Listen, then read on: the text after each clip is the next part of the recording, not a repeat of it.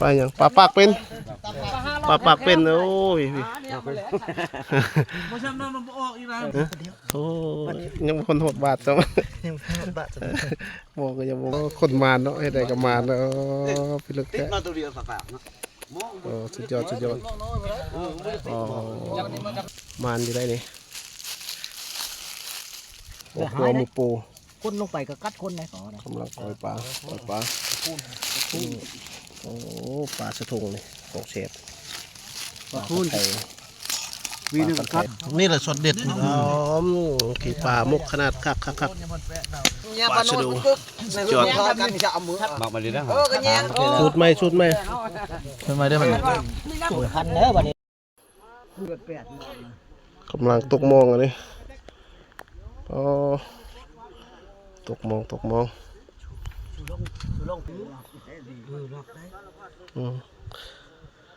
โบ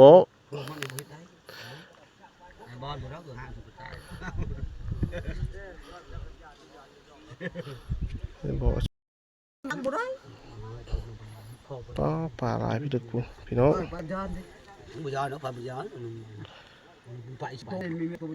โอ้ตบตับ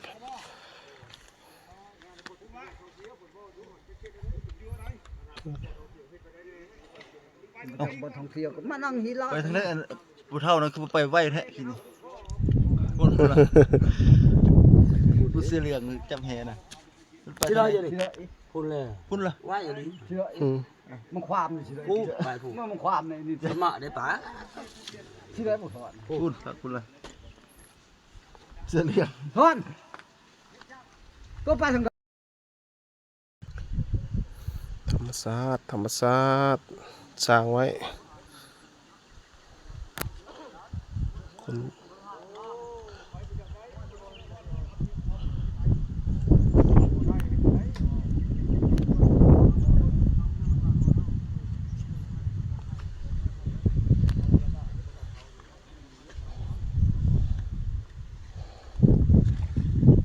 ปลาปวก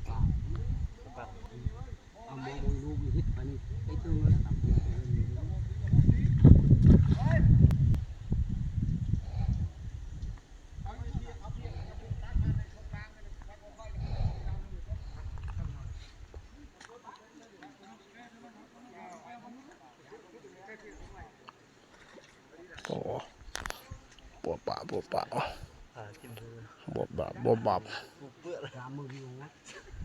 มันเป็นผู้แล้วมันงอกเลยแล้วงอกบึกนี่ตายจะนอนตัวงอก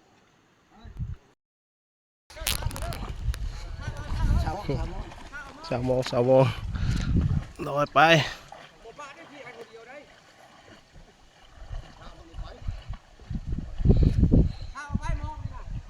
กำลังตกมอง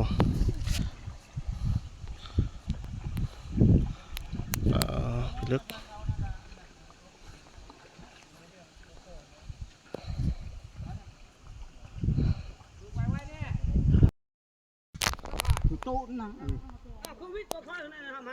มันฆ่าแล้วมันเกาะเลยนี่วิทย์เลย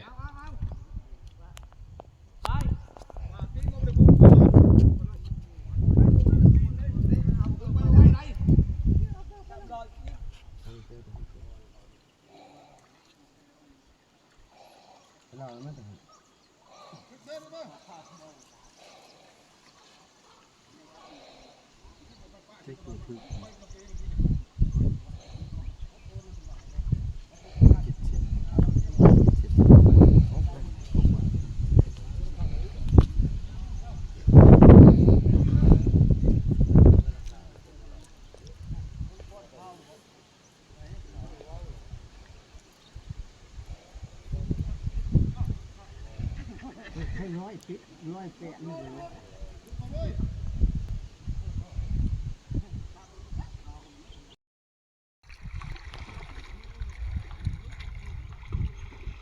โอ้เจ้าที่คนจักโมงดิสิคนมันจะมา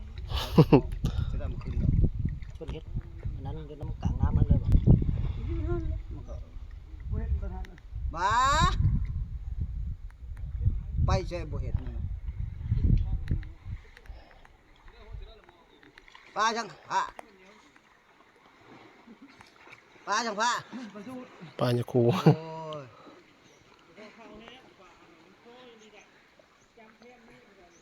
เลยบ่แล้วบ่แล้วงานพุ่นตัวนึงเอาเงินมานะมือลงนี่แล้วเลยนะต้นน้ำบุเขาสิได้ ได้ก็ตัวบุก เขา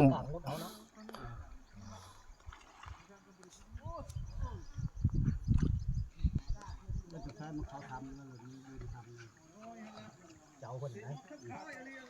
เพิ่นออกมาเพิ่นมาอยู่กลางน้ำนี่ต้องเชื่อมขึ้นที่แรกมันเชื่อมขึ้นไปเลยฮะไปเลยไปบอกเห็นแล้วยังให้มันไปผ่ามันได้ต้องปุ๊บเป็นขอบ นี่บนนี่ตัวหนึ่งนี่ เห็นปะ มองมันมองมันติงหยุบมองหอยชุดเอาได้ ประมาณนี้เห็นเมื่อกี้ยุบคนตัวนี้ไปแล้วมันโลดลงไปหาน้ำมันไปเอาตัววานนี้ตัวก็ลงไปโลดพาถึงมายังบ่ถือเขา ปลาช่างพานนี่ดิ นี่นะตามกิน ห้าให้เราไป จังหวะมันไปแล้วบ่หลุดหัว มันก็เห็นเขียงดีมาเล่นนะ มาเล่นแล้วครับ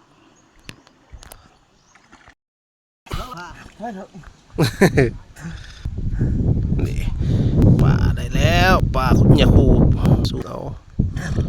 เอาตัวนี้หน่อยเลยปลาเนี่ยตัวเห็นให้ปลาอยู่มันไปตัวนึง ต้องไปเอามาสเปิร์ การแก้ชนไปด้วยปลาตัวห้ามันปุ๊บ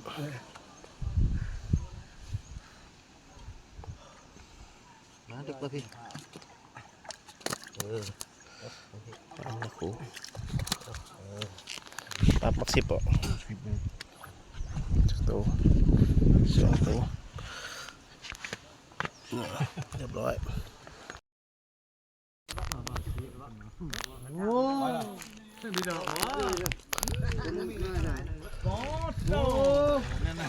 ปลาหกสิบโซ่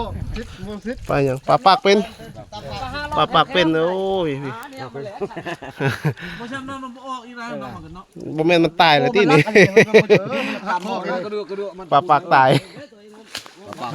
ปลาปากตายนี่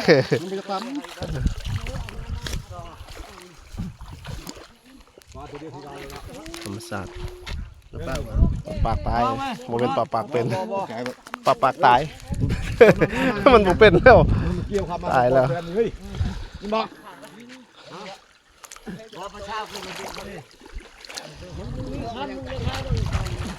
ท่านนั่งบงยัยหมู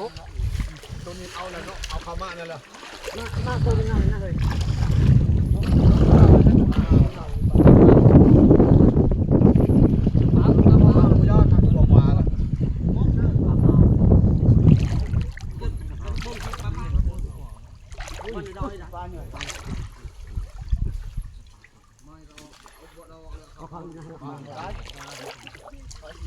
นี่ค่ะโอ้ยเฮ้ยมันประสาทนี่เลยเฮ้ยเห็นยาวไปประมาณนี้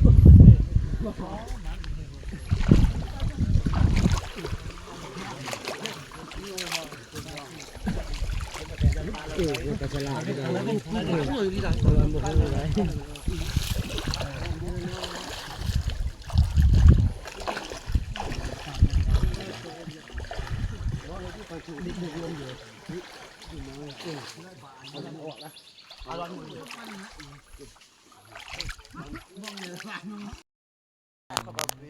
โอ้มานเนาะจักบาทเลยนี่โอ้ยังคนหดบาทจังยังบาทบอกก็ยังบ่บาท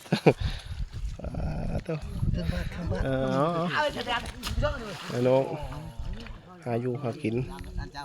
ตามธรรมชาติเนาะปลาอย่างปลาสะโดบ่นี่อันนี้นี่แหละปลาสะโดเลยให้บอกโอ้พี่น้องให้บอกปลาสะโดนี่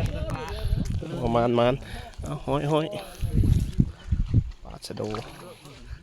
ตอนนี้ก็มีอีกตัวหนึ่งปลาอีไทยไปแล้วมาเข้ามาคืนปลาอีไทยอันนี้ปลาคันไทย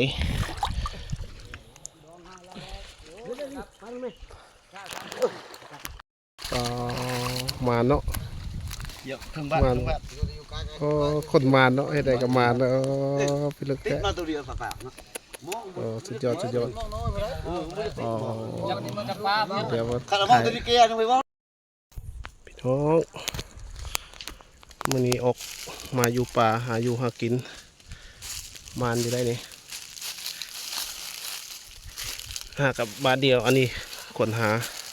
เย็บ กำลังดังไฟสปริงปลานี่พี่น้องเอ้ยสุดยอดเลย กิน มัน นะครับ นายฟานสีมือขี้มือได้ดิ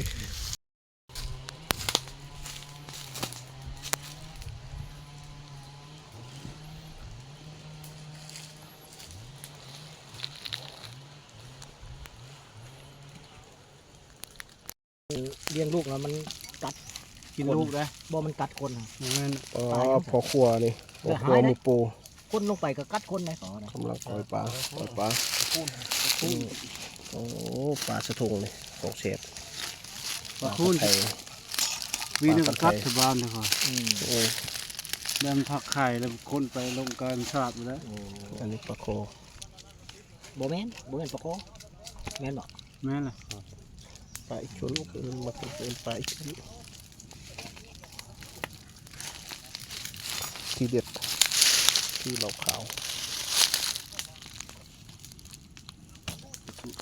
ตีมือบุฟเฟ่ดอกหลายคน อยากถ่ายรูปก่อนหน่อยหนึงดูพอดูนี่แหละช็อตเด็ดขี่ปลามุกขนาดคักสุดเลย พอมันกินเหล้ามันบ่ทันกินนี่กินแล้วนะข้าวเอาข้าวพวกกันมาด ปิ้ง ยังบ่ได้บ่เอาปลาเจ้านี่ โอ้ ปลาเจ้านี่ ยอด ทางยังให้น้ำสะอาด โอ้เบิ่งโอ้สุดยอดได้อันนี้คนปิ้งนี่ตัวได้แม่ธรรมดาเลยเบิ่งแต่ไม่ปิ้งก็ยังพอแห้งแล้วอ๋อยาว3 เมตรเรื่องนี้ ใช่แท้ โอ้บนแต่ต้องการอย่างต้องการกินไส้เลยนี่ กินใส่นะ บนว่าตู้ระยะมันดอกบ่กินดอกกิน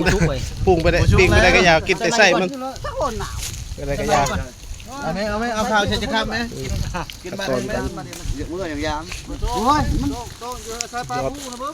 พี่โตมองแดง ปลากันนี่ ผู้ชะเราเฮ็ด มากินก็กินนะเฮ็ดมากินในนี้ ตอนกัดกินเลยกินไปน้ำเฮ็ดไปน้ำเลยนี่มันจังกินไปน้ำแล้วก็เย็นไปน้ำเลยอันนี้ของพูดได้นี่สุดยอดเลยกาห่วงเข่าสุดยอดเลยเล็กเลยยอดปิ้งปลา ลูกปลาดุกปลาโน่นเลย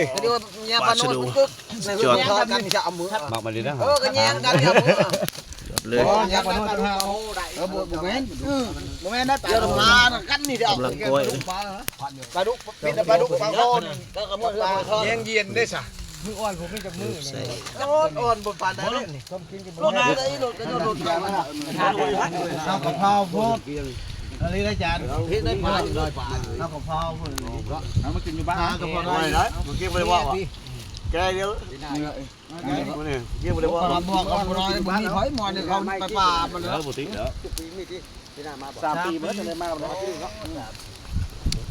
สร้างชั้นเดียวเดี๋ยวมันมีเมื่อเราวงแล้วเราวงแล้วมาเด้อ ชุดไหม ทำไมได้มัน คันเด้อบัดนี้เด้อ ขันส้มเลย แบบนี้นะปลาโกนพุ่น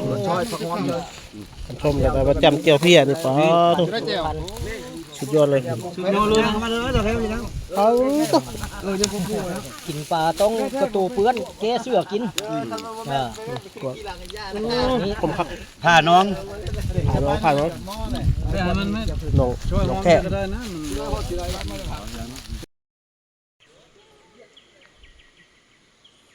เด็กขึ้นมาอีกแล้วพี่น้องขึ้นมาอีกแล้วเด็กซูมมาไกลๆเจ้าที่เพิ่นจึงเจ้าที่เพิ่นเจ้าที่หรือว่าแค่เผาหนองมาแต่ดึกดำบรรพ์พุ่นแหละตั้งแต่รุ่นพ่อรุ่นแม่รุ่นปู่รุ่นย่าพุ่นแหละ